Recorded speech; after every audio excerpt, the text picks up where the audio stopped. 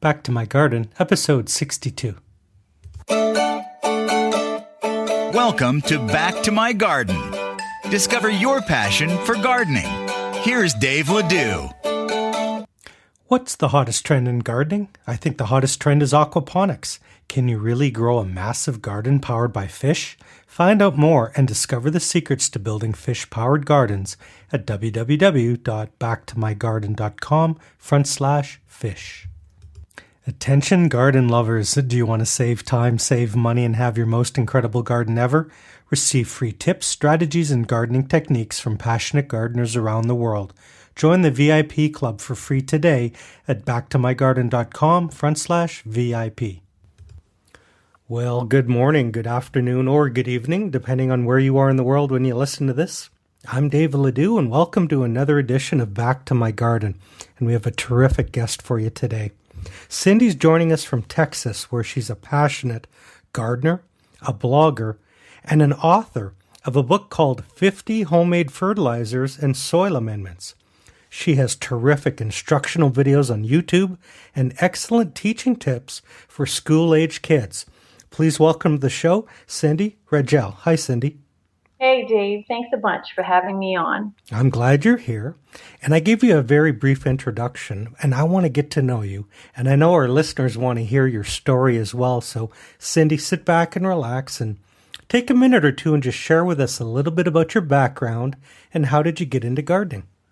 All right. Well, as you might notice as the podcast moves on, I have an accent from Maine, and I grew up there in an enchanted childhood, picking blueberries in moose country, admiring pink ladies' slippers on the dirt road to camp. I remember my Grammy telling me in a sweet voice, "Dear, don't pick those lady slippers. They're rare." You know, I think the more I think about it as time goes on and I've worked with kids at school, I was permanently influenced by fresh food experiences. Foraging for Fiddleheads with my other grandmother, my Grammy Dot, in Maine.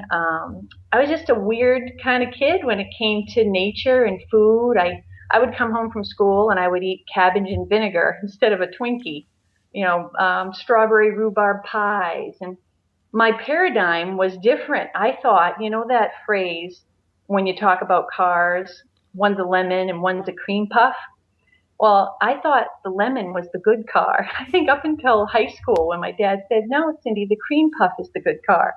So I've been around gardens. I don't come from a farming family, but I do come from a family of, you know, great memories of my grandfather coming in from outside, cursing those cabbage worms that ate his lettuce, eating cucumber sandwiches, that kind of thing. So that's how gardening kind of permeated my soul at a young age. Fantastic. Cindy, this is going to be an awesome episode. I want everyone who's listening to you and I talk just to keep focused on driving on the road, or if you're jogging, don't try to take notes. I'm going to put all of Cindy's links up on the show notes page at BackToMyGarden.com. Make sure you follow Cindy on social media. She has a very active Twitter feed at Homegrown Fun. Just like it sounds. It's a great brand. And then incredible blog at www.homegrownfun.com. I have 3 questions to ask you right off the bat, Cindy. First, I want to start with, how long have you been blogging? Your garden blog is outstanding. And any idea how many pages are on it? It seems enormous. It does seem big. And in fact, I'm trying to redesign it.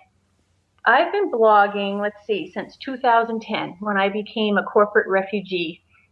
When I decided, I sat down with my husband and I just leveled with him that I think one of us should concentrate on his or her career, because it was wild and crazy with kids and all that. And it was hard for me to do that because I kind of took pride in paying the bills. I made a 6-figure income. He was an engineer. But then we found ourselves both kind of getting stressed out over trying to balance work life. So 2010, that was the year. I decided I was just going to go out on my own consulting just to, phase out gradually, spend more time with the kids. And that's when I started this blog.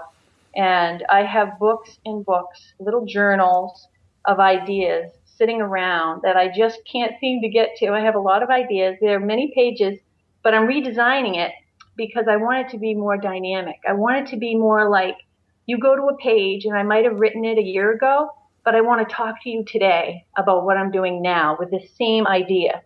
And I think if people could get to that point where these pages just don't go down in the archives, where they're brought back up to the forefront and kind of like, let's, not just update it, but make it like you're talking to me today about having fun and doing whatever project it might be. But I appreciate your compliment about the blog. It's a part-time thing. Sometimes I look at it and say, I would love it to be this or that, or as everyone probably thinks when they have a blog, it's a work in progress, right? Oh, yeah. It never stops. Yeah. Yeah. You said something that I'm going to get you to talk more about, because we have people now listening to this in 22 countries. You mentioned foraging for fiddleheads. A lot of listeners have never seen a fiddlehead.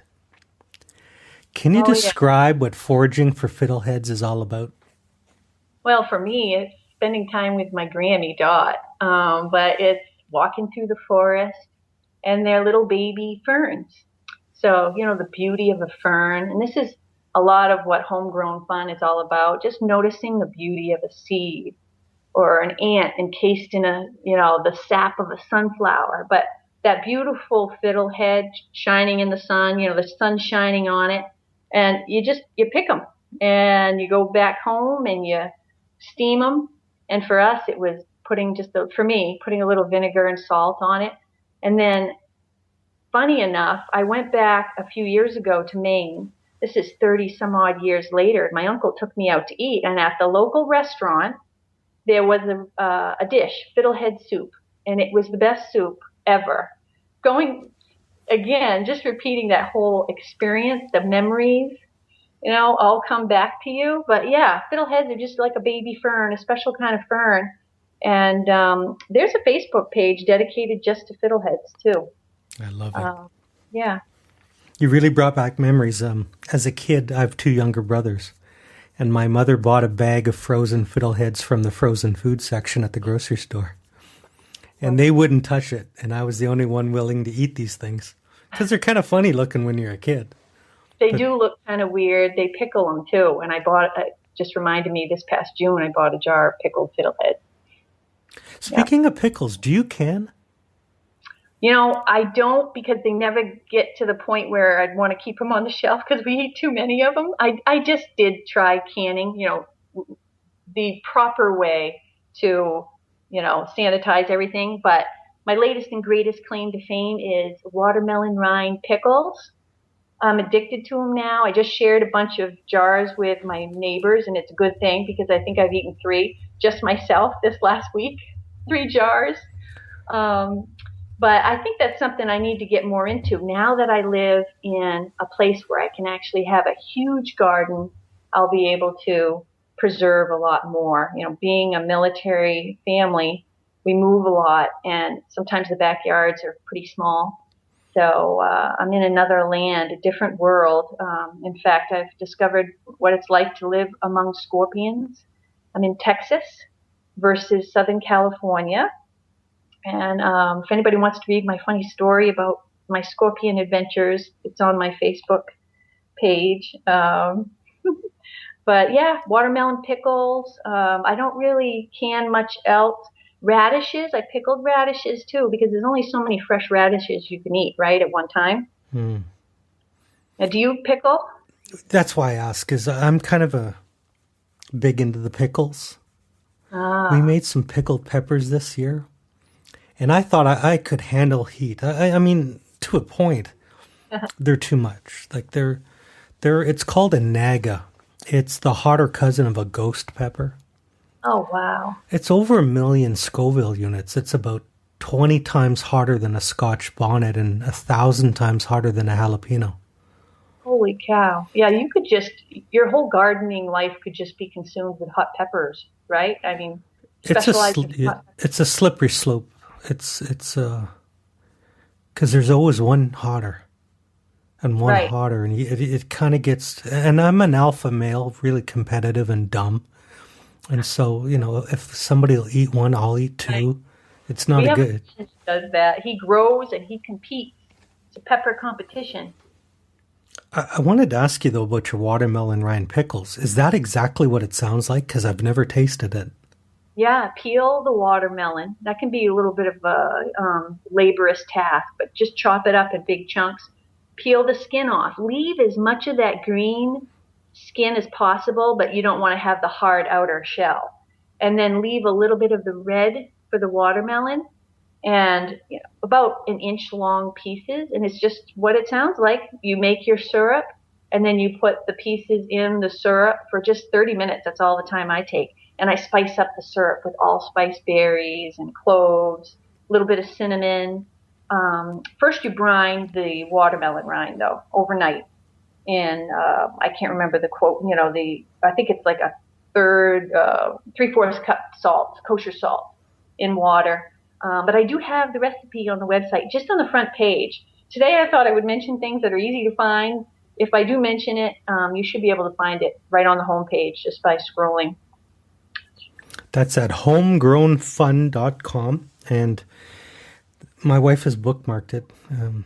Well, just you have good recipes, and we're big into the cooking side of gardening. Yeah, So, why not take it to that next level? We did that at school, and I can go into that later, but by building a solar oven, grow something, and yeah, it's great fresh, but why not add a little science and a little fun, in the cooking department along with that too. perfect segue, because I want all the listeners to check out your blog from a teaching element. I mean, so many kids, all they do now, they don't go outside. All they do is play video games and watch TV. You have such a unique approach. Can you talk a little bit about what you love to do in the teaching capacity and how you got into it? Yeah. Well, when I first started gardening, again, it was because I just needed relief from the corporate world, the stress reliever, side of me. But then as I got more involved in school, gardening is much more exciting than making copies in the teacher lounge to volunteer. I joke about that. That's really why I do it. But as I got into school, I kind of took some chances and I pushed the envelope a little bit. Why not, instead of having a fair outside or something that is the usual stuffed animals and things like that, why not have a composting fair at school and teach kids about composting? Make it dramatic, make it fun. I love experimentation. That just is an innate quality in me, and I'm creative. So when a principal or a teacher gives me that creative freedom to put on a show or to do something interactive with the kids, that's just so rewarding and wonderful, because these kids eat it up and they'll go home and they'll inspire their parents to go to the farmer's market and buy food. Things like kohlrabi chips. I didn't know you could make kohlrabi chips. You could make kale chips, but why not try the leaves of kohlrabi? My kids love those better than kale chips. So the experimentation side of it, making fun videos. My daughter, for a couple years, had a little bit of a bully at school. So we combined that concept along with the tomato hornworm, and we made a really fun video showing the hornworm up close, and also kind of like an underlying theme about how sometimes you have to deal with things that are tough and how to move on from that. I think I might be the only person in the world that loves seeing tomato hornworms. Do you like find one in your garden and just go, ah? But for me, it's like, oh yeah, I can bring this to school. We can watch it dig itself into the soil and go to, pupate, become the sphinx moth. And I've done that before. It's amazing when you bring something like that in and you show them the different, parts of the creature. And I've even caught a tomato hornworm before going through its instar stages. And I didn't even know what that was until I researched it. It was this gooey stuff on a branch, and it was just by chance. I took a picture of a hornworm, and I saw this gooey stuff, and my friend who is a farmer, Kay, she said, yeah, that's one of the instar stages. And it's such a neat thing because I actually see other hornworms hatching as well. It's really neat. That's on my website too. I'll have to see if I can bring that up and put it on the front page. But all in all, what I love the most about gardening is experimenting, inspiring people to not only grow things, but kind of stop and relax. Like a Zen garden. We had a Zen garden at the school. It doesn't require you to grow anything or to plant a seed. It requires you to sit on a bench and take a stick and draw a shape in the sand. And we had some challenges with that, though, because as you can imagine, when the kindergartners come out, they think it's a sand pit. They think it's a playground, right? And they're like, ah! And the teachers have to say, why did you do that? But then when the principal brings out a child that is having a hard day and just sits out there with that child and everything is good in the world again, that's something that's so satisfying. I could do this for the rest of my life. I get sentimental just thinking about it. Wow, that's awesome. You're getting good response from the kids. Has it been smooth, or were there any challenges in the beginning? No. In fact, the kids are great. They're open to most anything. And I learned some lessons when you start a garden club. If you've got a lot of kids, you need to break it up into smaller groups. And even when you have really smart kids, something like building an herb wheel that has, pie slices in it, just a big circle with sections to grow herbs. It's not going to be that simple when you get 6 fifth graders together to try to solve this. I want 6 pieces. You guys, it's like this. You show them a diagram and you think, oh, that'll be done in 30 minutes. It took us like 6 garden club sessions to get this wheel built. It was more of a team building exercise than it was construction, just straight construction and learning about herbs. But I think if you throw stuff at the kids that's something new, you make them interact with it, go over and scratch the herb and smell it. Let's make a drink out of the herbs, something different like that. I don't think I've had very many issues with kids, and it's really the teachers I ought to thank too, because they're open-minded, and the principal just building that culture of let's just see what we can find out here. Wow. I think of all the people that listen to this who live in cities and do container gardening on their balconies. Imagine, these kids growing up have never seen a tomato before that hasn't been grown in someone's garden. That could be real culturally changing in a city. It can. And even though we were in Southern California and there were farms nearby, I would consider the school that we were just at a city school, city-ish school. It had chain link fence. The first year I did a garden, it was on the tar. And I would scour Craigslist like no one's business trying to find free things. In fact, my daughter, my youngest, got so mad at me one day. She locked herself in her room and said, I'm not coming out. I wish Craigslist was never invented. I finally bribed her to come out, and we went and we picked up these, the slide projector, the old-time slide projector. It has a carousel. Oh, yeah. But the slides, well, someone was giving away like 40 of them. And I thought, this is great. I'm going to spray paint those. I'm going to put a CD on the front of it to reflect to scare away the birds. That was my concept anyway. And put a rope on the bottom. And I wanted to simulate flowers, right? Sunflowers or just a giant flower. And I plastered the chain link fence with those slide carousels. And all of a sudden, the garden that was on the tar became magical. We had burlap sacks left over from my farmer's market days where we planted strawberries. And then when the runners would come out, we would put those in little grow bags and make more. We had potatoes and Asian greens and amaranth. I try to get it so it's not your normal stuff. Sometimes, for example, tomatoes, that's not going to work so hot at a school garden because summer's coming and you got to get out of school in June here. And so you're not going to be able to see it through to fruition so you can harvest the tomatoes as much as you could do other things. I know you're in transition and you move around a lot. Did you get a chance to garden this year? Oh, yeah. So my girls and I drove to Texas from Southern California while my husband, he's not deployed anymore, while he was deployed overseas. And despite the fact I had a million things to do with this new house, I had to go out and build myself a garden. So when school started, I traipsed over to the Home Improvement Center with a plan, and I first went to one, and they said, oh, no, we can't cut 4x4 posts, right? And then I went to another one, and they said, yeah, no problem, we'll do it. So I said, I need 9 6-foot pine boards, and I'm using pine. I know they'll rot. People will say, oh, those will rot. Well, that's okay, because I'm only going to be here probably 3 years, maybe 6. And I want to experiment. I want to see how long these pine boards will last, because I contend they will last long enough for me to grow a bunch of stuff. So, a bunch of boards, all it took was 9 6-foot boards and 2 4x4 posts, 8 foot tall. I need to post this on my website so people will have the perfect list. They can just bring it to the home improvement center and say, can you help me cut this? If you don't have someone around, or you can't find your saw, like in my case, because my whole house is full of cardboard boxes, I can't find anything. It's the basic stuff I have out, no tools, right? But I put it in the back of my SUV, came home, and in one day I had 6 raised beds for $140.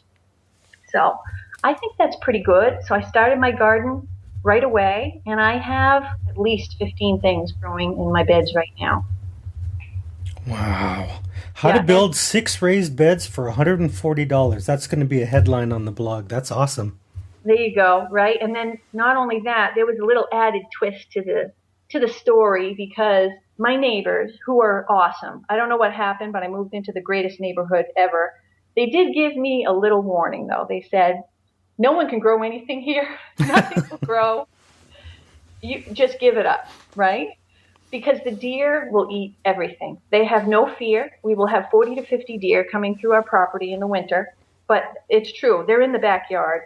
There's beautiful little deers out there now, and I can tell they're just eyeing my garden. But I made some really neat hoops over each bed very quickly using 5-foot galvanized steel fencing. And all I did was just make it into an arc and fold over one end and kind of hinge it on the back of the raised bed so I can just lift it up, and the deer can't get in. Now, I don't know about squirrels and rabbits. I haven't had to worry about that issue yet. But everything's growing wonderful. I have these hoops over my beds, and I didn't even realize that it also makes it perfect for growing things in the winter. So I'm going to be growing things the entire winter, and I'm going to be bringing stuff over to my neighbors, sharing my bounty. I've already done that, actually, with Asian greens. I gave them a bunch of Asian greens already. I have another neighbor who loves beet greens, so I started a brand new section just for him. I can't wait to just share my bounty and say you can grow anywhere. I am so jealous.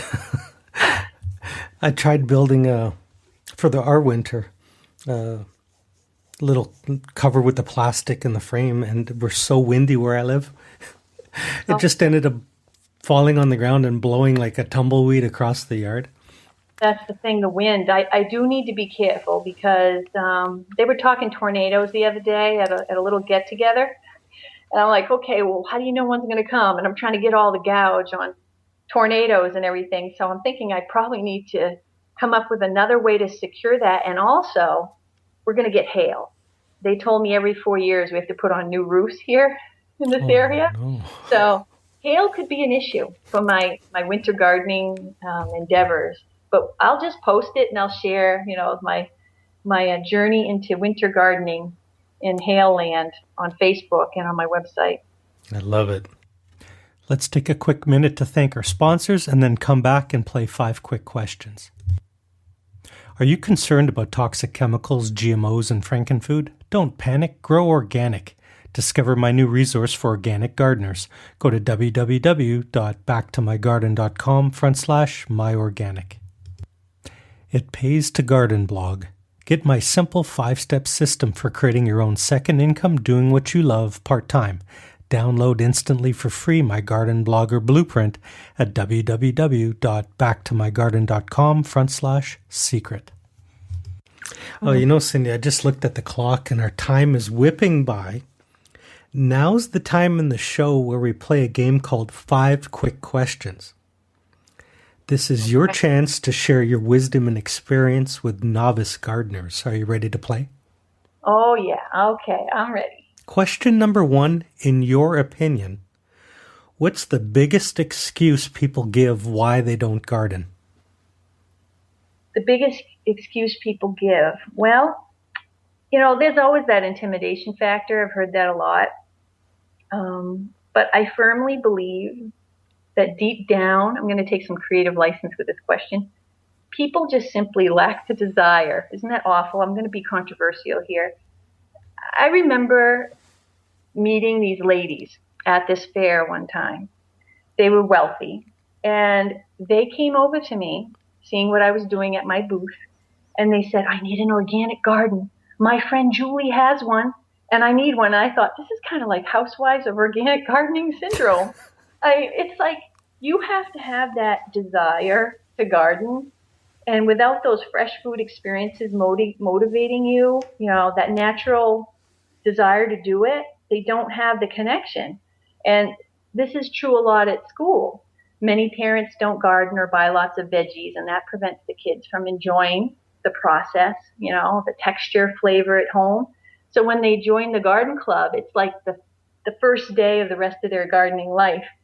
Even if it takes a fifth grader the entire year to finally try kohlrabi, then it's worth it. So I actually think a lack of true desire to garden. They don't feel like it's really worth it. Why? I just go out to the store and I'll buy, a clump of lettuce, but they haven't had that like fresh, right? The fresh taste to kind of say, I've got to have that. Too many people think salad comes in a bag. Oh, I know. Isn't that crazy? But even if you have those failures growing salad, lettuce, I've had plenty where cabbage worms infested an entire 24 hydroponic grow bags of lettuce at school, because I thought, oh, we have some bigwigs coming to see the garden. It's like the talk of the town. I need to take off this row cover. So I took it off so they could see all the lettuce, and I didn't put it back on. And it was a matter of like a week, and the whole thing was infested with cabbage worms. And so, having those failures is, like everybody says, just a part of the whole experience. I love it. Question number 2. What's the best gardening advice that you've ever received? Probably to compost. That friend Kay of mine, she's amazing. She has this farm. It's called Farm, as most people call it. I don't pronounce it very correctly, do I? Bear and Thistle Farm in Kentucky. She's a prior service, a military person, and this woman is amazing. She raises her own cattle, hoists her own hay bales, puts it into practice, the expertise that she has. I don't know how she does it. She inspired me to compost years and years ago. She inspired me to use worms. And I have such a passion for worms. I even have a worm model I made out of a pool noodle that I can bring into school. It's like a cross section of a worm, and I show how food goes in it. So composting is such a neat thing because you can make something out of virtually nothing, right? And you enhance your soil, and if you start getting into worms, that opens up just a whole new world of inspiring people to make their own compost because it's quick. Let me pause and put a plug in for your book, 50 Homemade Fertilizers and Soil Amendments. Thank you. Composting is magic. Best place to get that, is that on your website? Yeah, it's on my website. It's a PDF download, and it's also on Amazon. So both places. I sell it on Etsy as well. Mm-hmm. Most popular, I would say, I actually sell more on my website than I do on Amazon. It goes up and down. But it was just a fun book. It was a great accomplishment, I think, just personally, to write a book that not only talks about homegrown type of solutions and ideas for organic fertilizers, but combines it with research. And it took me about a year of part-time writing to write it. It's got 240 plus pages. And not only does it have the recipes, it tells you why it might be good for the garden, and also goes into other things like the difference between fertilizers and soil amendments, organic matter, a little bit of warnings about commercial fish emulsion, things like that kind of relate to the topic. So I wanted to give something that was very organized and very comprehensive at the same time, kind of like your resource for homemade fertilizers. I'm going to put you on the spot. You can pass if you don't know. No pressure. We got Okay. a letter yesterday from one of the listeners, Chris, and he's a container gardener fanatic. And he's really struggling because all the fertilizer, all the nutrition is going out the bottom. And his plants are struggling in the containers. Any idea what the best food for plants is if you're growing vegetables in containers? Well, right off the bat, what this reminds me of is that old soil that you get after you go to the store and you get that green bag. Is it green? That soil that's famous. It's a miracle, right? Yes. But after a while, you keep using that soil, it becomes like a powder because it's all full of synthetic, right? There's not a lot of organic matter. So to me, if everything's going out of your container, it's because you don't have enough organic matter to start in the soil. And it's so true that the soil quality is everything. And then I always like to water my containers first before I apply any fertilizer. And when you see a little gap in your container between the soil and the container edge, that means that your soil's kind of dry, right? And if you pour fertilizer on top of it, it's just going to go down the sides of the container and out the bottom. So that would be my quick tips. Add more organic matter.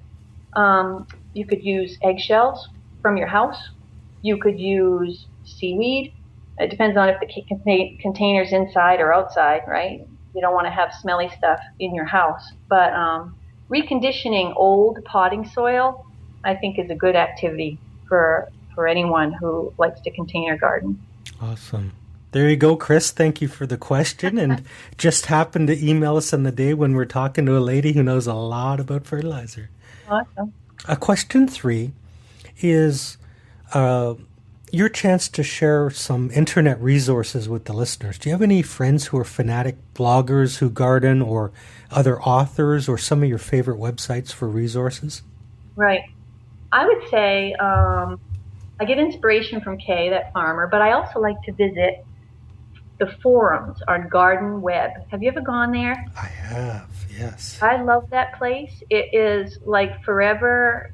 You know, some people can spend days and days on Pinterest. I can spend days and days on this forum site because people are sharing their experiences. And you never know, that person could be in your same planting zone. They could have a similar issue as you do. And some of it's based on science, some of it isn't. But I think that's great because we could go to the experts, you know, the famous experts, and kind of find out what they do. But there's a huge gap between some of us common gardeners and other people. Why not go and ask your neighbor or, you know, someone who's in the same boat as you are? Dynamite. So Garden Web forums, any others come to mind? I like to go to university agricultural extension websites. Mm-hmm. California has wonderful sites, and I used a lot of that information in my book to kind of justify why I do the things I do when I make my own fertilizers. There was a really neat article from the University of Nebraska where they used raw milk on the farm field, and they did a test, and they found it actually improves the soil better than chicken manure. And so things like that, you know, you can find, and it's not all written in scientific terms. So anyone at any gardening level can get a lot out of their extension office website. I want everyone listening to go grab Cindy's book. Do you have a favorite gardening book that you could recommend? Yes. Most recently, I acquired my latest favorite, and it's How to Grow a School Garden. How simple is that, right? And it's funny because I bought this book after all of my escapades at school, and I found myself looking through it saying, yes, I did that. It worked. I love that idea. And kind of, it was almost like validation for me that I did some great things at school. I'm on the right track. And also inspiration. This is the kind of book where they cover a lot of ground in one book. And you don't have to read it from cover to cover to really get a lot out of it. You can just go to the section that maybe interests you the most at that time. So. I love it. How to Grow a School Garden. I figured if it wasn't written, you would write it, so that's good.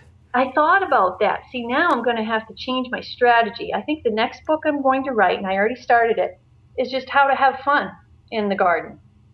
I have enough content to probably fill 3 books, so I think that's my next target as far as books goes. Maybe some interactive kids books too. Dynamite. Question 5 is a fun one, and it's a 2-parter. It's either what's one thing that you're just itching to experiment with in your garden next year, or what's something that you think everyone should try to grow next year? Ooh, yes, 2 interesting parts. Well, I kind of go against the idea that you should find something simple to grow if you're a new gardener. Because one of the first things I tried growing when I came out of my corporate days was loofah gourd. And those things can be tricky. They need a long growing season. But if you're interested in something, then you will be more apt to research it and really kind of get into it, focus, narrow that scope down a little bit.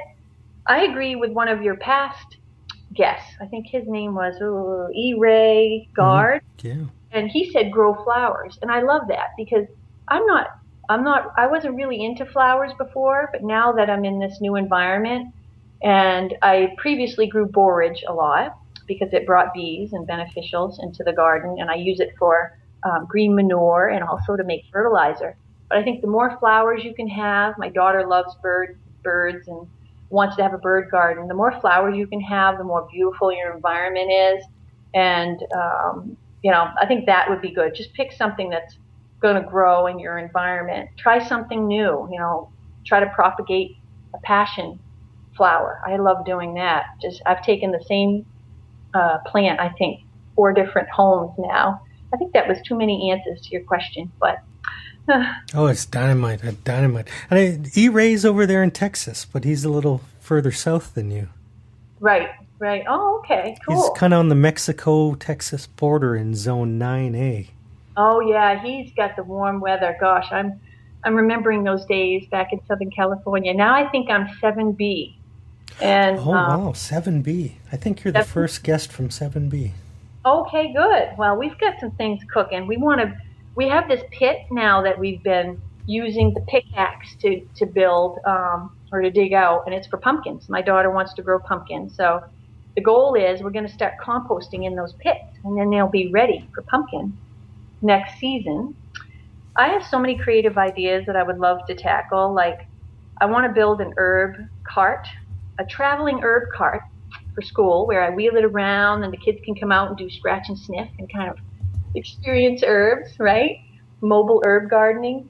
And who knows, maybe that'll be a segue into me getting a Winnebago and just kind of traveling the country with my gardening project. I have too many crazy ideas. My husband is the same. He puts up with all that stuff. I might even try to start a nonprofit because I have put quite a lot of funds into my volunteering efforts, and it might be good to actually make it official, right? Nice. Dear listeners, I want you to head over right now, follow Cindy on Twitter at homegrownfun, and please bookmark her enormous and photo-filled and instructional blog and share it. The more you share on social media, the more you care. That's at www.homegrownfun.com. Check out her watermelon rind pickle recipe and her 50 homemade fertilizers book. Cindy, you've been an incredible guest. The time has flown by. Thank you. I want to give you the last word to the listeners today. Do you have either a pearl of wisdom or a note of encouragement for all the gardeners out there? Oh, sure, I do. Stop and notice the beauty in front of you. Like the sway of asparagus ferns in the wind. Go to the market. Let your kids pick out fresh produce. Leave the video games, like as you mentioned earlier, leave those behind. And let your kids use their senses to enjoy the world. They might complain a little bit at first, but as time goes on, they'll be much better off for it. But just be warned, you might get kids like mine. My youngest will go out to the garden and pick fresh green onion and gnaw on this stuff. And so I had to sit down with her one day and say, this might not be the best social move if you do it before school, but just enjoy the world around you. Notice nature. Stop and notice nature. I think that's my word of encouragement. And then you will naturally, right, want to take it further. Cindy, that is awesome. You've been tremendous. I want to thank you so much for being a guest on the show. I appreciate it very much. It's fun. It's always fun. It's kind of nerve-wracking. But then in the end, I say that was really a good time. So I appreciate it too. And I love your interviews. They're so addictive. I think I just can't stop listening. So thanks so much for your program.